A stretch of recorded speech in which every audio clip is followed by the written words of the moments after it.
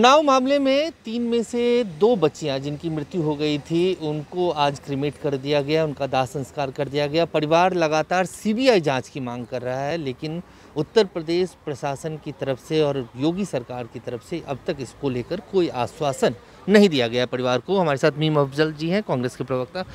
परिवार तो चाहता है सीबीआई जाँच, लेकिन अभी तक कोई उस पर फैसला उत्तर प्रदेश सरकार ने। देखिए, उन्नाव में पहले भी ये हुआ घटना, उसके अलावा एक और जगह पर भी आपको पता है कितना बड़ा हंगामा हुआ था और किस तरह से लाश एक महिला की जला दी गई थी बग़ैर इजाज़त के। रात के 12 बजे 1 बजे जला दी गई।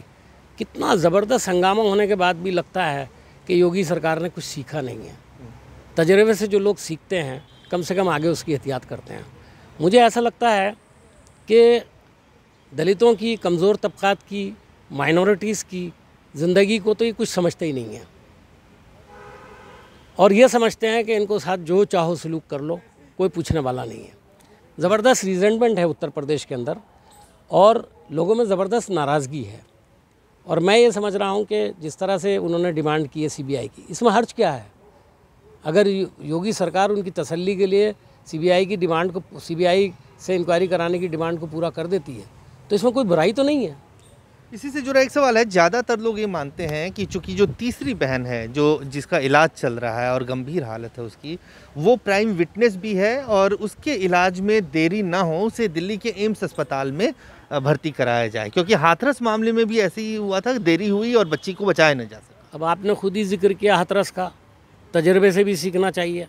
अगर आपकी नीयत ख़राब नहीं है और आप कोई हैंकी पैंकी काम नहीं करना चाहते तो आपको एम्स भेज देना चाहिए उनको। और एम्स में इसलिए भी भेजना ज़रूरी है कि उसकी सिक्योरिटी, जैसा कि आपने सवाल उठाया, उसकी सिक्योरिटी बहुत अहम है। वो तो विटनेस है इस सारे वाक़े की। अब कहा जा रहा है कि भाई पुलिस ने एक रिपोर्ट दी है कि ऐसा लगता है कि जैसे जहर खाया है और ख़ुद ही खा लिया है, तो फिर हाथ पैर कैसे बंध गए?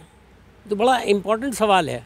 बहुत छोटी छोटी चीज़ें हैं जिनको आदमी मैं यहाँ पर एक ही बात कहना चाहता हूँ आपसे कि उत्तर प्रदेश के अंदर जो कुछ भी वाक़यात हो रहे हैं, ख़ास तौर पे लॉ एंड ऑर्डर को लेकर के, उसमें पुलिस का जो रोल है उसके ऊपर हमेशा सवालिया निशान क्यों लगते हैं।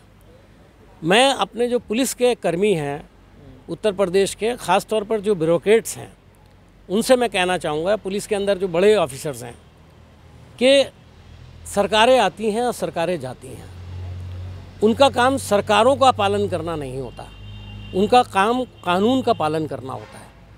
अगर सरकार में आने वाले किसी पर्टिकुलर आदमी या किसी एक पॉलिटिशियन या किसी चंद पॉलिटिशियंस के कहने पर लोगों के ख़िलाफ़ केस बनने लगेंगे, लोगों के ख़िलाफ़ काम होने लगेगा, तो फिर ब्यूरोक्रेसी का रोल जो है वो कम से कम होता चला जाएगा। आपको लगता है कि ऐसे मामलों में प्रशासनिक मिलीभगत या प्रशासनिक लापरवाही, जानबूझ के इसको नज़रअंदाज कर देना ताकि जो सही दोषी है वहां तक नहीं पहुंच सके, ऐसा कोई रवैया उत्तर प्रदेश? बज़ाहिर ऐसा नज़र आता है और मैं ये बात जानता हूं कि उत्तर प्रदेश में दबाव किस तरह से डाला जाता है, पुलिस के ऊपर भी, प्रशासन के ऊपर भी।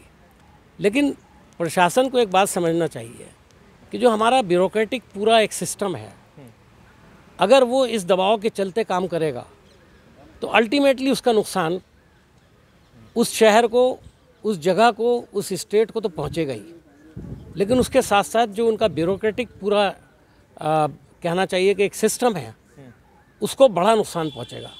और ख़ास तौर पर जो बड़े अफसरान होते हैं उनका नाम बहुत इम्पॉर्टेंट होता है।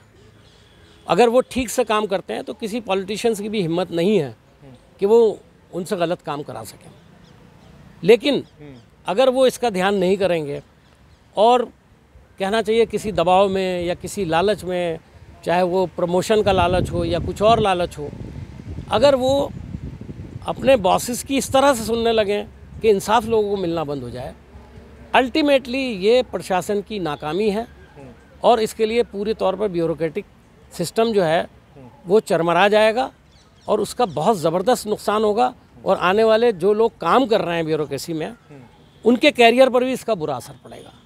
तो साफ तौर से मीम अफजल जी का कहना है कि ऐसे मामलों में ज़्यादातर देखा गया है कि राजनीतिक दबाव में प्रशासनिक जो लोग हैं वो काम करते हैं और हाथरस के मामले में भी ऐसा देखने को मिला और अब इस मामले में समय रहते प्रशासनिक लापरवाही को खत्म करते हुए जो तीसरी बच्ची है उसको दिल्ली के एम्स अस्पताल में भर्ती कराया जाए और परिवार जो सीबीआई जांच की मांग कर रही है उसको भी योगी सरकार को तुरंत मान लेना चाहिए।